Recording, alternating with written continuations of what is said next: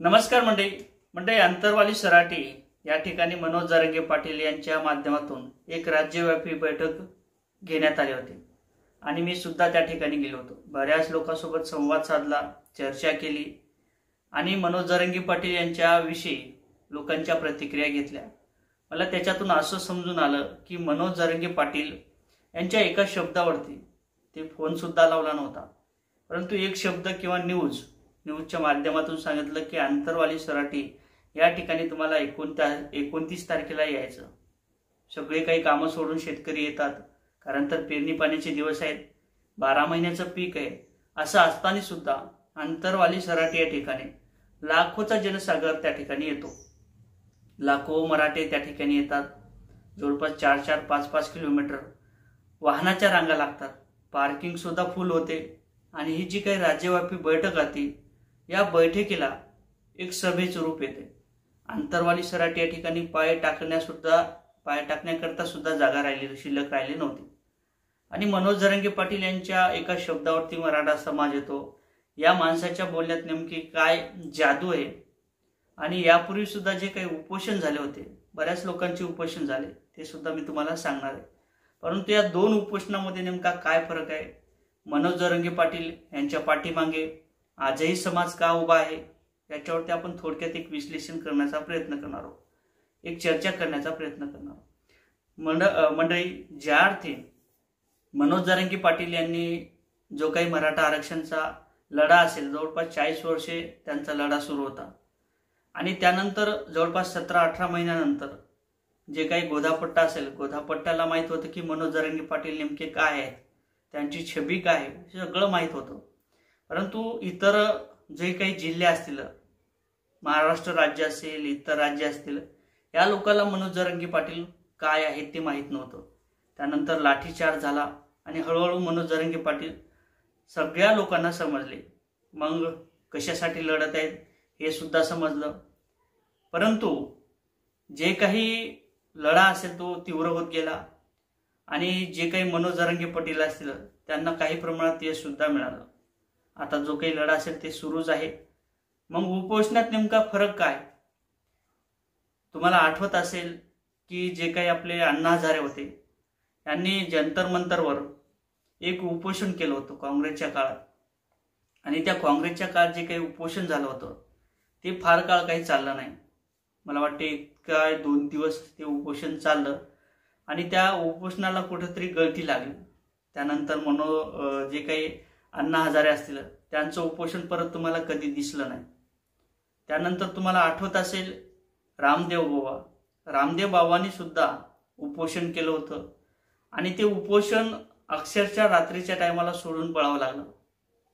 काही राजकीय प्रेशर असेल किंवा कोणी टार्गेट केलेलं असेल, काही भीती असेल, त्या कारणाने ते उपोषण फार काळ काही चाललं नाही, ते सोडून बाजूला केले। परंतु मनोज जरांगे पाटील यांनी उपोषण सोडले नाही। जे काही रास्ता रोको असेल, रॅली असेल, मुंबईचा प्रवास असेल, अनेक मनोज जरांगे पाटील यांच्या माध्यमातून मराठा आरक्षणाच्या संदर्भात लढा सुरू राहिला। त्यानंतर तुम्हाला बघायचं झालं तर मग मनोज जरांगे पाटील यांनी जे काही उपोषण केले, मुंबईला गेले, त्याच्यातून मराठ्याला साध्य काय झालं, असे बरेच काही प्रश्न निर्माण झाले। विधानसभा झाल्या, लोकसभा झाल्या, याच्यातही चर्चा झाल्या। मनोज जरांगे पाटील यांच्या पाठीमागे आता कोणी राहिलं नाही, अशाही चर्चा होत होत्या। त्यानंतर तुम्हाला बघायचं झालं तर लक्ष्मण हाके सारखा माणूस ओबीसी नेता म्हणून तो, आणि ओबीसी नेता म्हणजे तुम्ही जर एक उपोषण केलं तर आम्ही 2 उपोषण करू, अशा पद्धतीच्या भूमिका घेतो। त्यानंतर रास्ता रोको झाल्यानंतर सुद्धा कुठे मोर्चा असेल, ज्या पद्धतीने मनोज जरांगे पाटील यांनी एखादा उपोषण केलेलं असेल, रास्ता रोको केलेला असेल किंवा जे काही मराठा समाज असेल त्यांना सांगण्याचा प्रयत्न केलेला असेल, त्याच पद्धतीने कॉपी केली जात होती। ते सुद्धा उपोषण करत होते, तुम्ही जर एक उपोषण केलं तर आम्ही 2 करू, तुम्ही जर एक रॅली काढली तर आम्ही 2 रॅल्या काढू, तुम्ही जर मुंबईला गेले तर आम्हीही मुंबईला जाऊ, अशा पद्धतीच्या चर्चा होत होत्या। मग बऱ्याच लोकांचं म्हणणं झालं की मनोज जरांगे पाटील यांच्या पाठीमागे आता समाज राहिला नाही, त्यांच्या मागे कोणीच राहिलं नाही, अशा चर्चा झाल्या। मग तुम्हालाही आठवत असेल संतोष देशमुख यांचा जो काही खून झाला आणि खून झाल्यानंतर सुरुवातीला मनोज जरांगे पाटील यांनी त्याचा तीव्र निषेध जाहीर केला ती जे काही प्रेत होतं ते सुद्धा उचलू दिलं नाही। जोपर्यंत मुक्कोका लागत नाही किंवा जे काही आरोपी असतील ते पकडल्या जात नाही तोपर्यंत ती जो काही मृतदेह असेल ते उचलू दिला नव्हता। हे सगळं तुम्हाला समजत असेल। मग या माणसात नेमकी काय जादू आहे? कारण तर बरेच उपोषण झाले, बऱ्याच लोकांच्या प्रतिक्रिया आल्या, समाज बाजूला जायला, असं बऱ्याच काही चर्चा होत होत्या, परंतु हा माणूस कधीही मॅनेज झाला नाही, कोणाचा 1 रुपया सुद्धा घेतला नाही। मग बऱ्याच लोकांचं म्हणणं असेल की मग हे चालते कुठून, हे जे काही पाठीमागे 4 व्हीलर असतील, इतर काही खर्च असेल, कुठे जाण्याचा खर्च असेल, हा कोण करतो? मग काही लोकांचं म्हणणं असेल की राजकीय लोक करतात। हे चुकीचं आहे। सर्वसामान्य लोक यामध्ये त्यांची भूमिका मांडतात, जे काही पैसे असतील ते देतात, कोणी 4 व्हीलर देते, कोणी गाडी देते, कोणी इतर खर्च देते, कोणी पाणी बॉटल देते, कोणी सभा सुरू झाल्यानंतर जेवण्या खाण्याचा खर्च देते, आणि कुठेतरी समाजाचं देणं असेल म्हणून राजकीय लोक सुद्धा त्याच्यात सहभाग घेत असतील। परंतु याला राजकीय कुठेतरी दिशा देऊ नये असं मला वाटते। आणि आजही मनोज जरांगे पाटील यांच्या पाठीमागे समाज आहे, ते चर्चेतून सुद्धा दिसलं।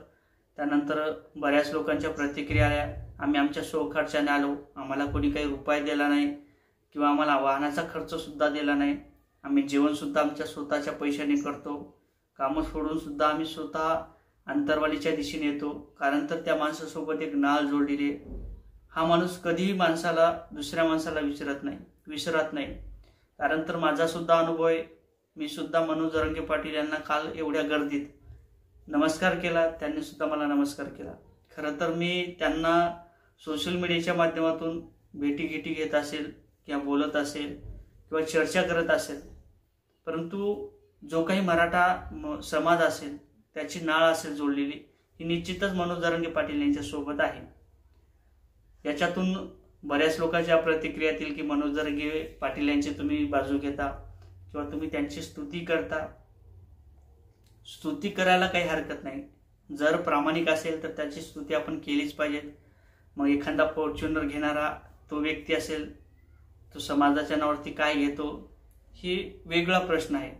परंतु मी काही हाके साहेबाची बदनामकी करत नाही, परंतु जे सत्य आहे ते मांडलं पाहिजे। हाके साहेब जरी असतील तर त्यांनी सुद्धा समाजाचे प्रश्न मार्गी लावले पाहिजेत, काय बोललं पाहिजे, काय नाही बोललं पाहिजे ते त्यांचा विषय आहे। परंतु सर्वसामान्यांचे जर प्रश्न सोडवायचे असतील तर तुलना करून चालत नाही, तसं राहावं लागते, तसं जपावं लागते। आणि एका शब्दावरती उगाच कोणी बोलल्यानंतर, कोणी सांगितल्यानंतर, खरं तर कोणी तर स्वतःच्या बापाचं सुद्धा ऐकत नाही, वडिलाचं सुद्धा ऐकत नाही, परंतु निष्ठा राहिली किंवा एक निष्ठ राहिला तर मग काही होते। एका शब्दावरती मनोज जरांगे पाटील यांच्या त्या ठिकाणी लाखोचा जनसागर येतो। मुंबईला काय जायचं, स्वतःचा काही खर्च होईल याची तमा न बाळगता सगळं काही जशा पद्धतीने ठरते किंवा जशा पद्धतीने मनोज जरांगे पाटील सांगतात त्या पद्धतीने हे समाज ऐकतो। याविषयी तुम्हाला काय वाटते नक्कीच कमेंटमध्ये सांगा। व्हिडिओ आवडला तर लाईक आणि शेअर करायला सुद्धा विसरू नका। जय शिवराय।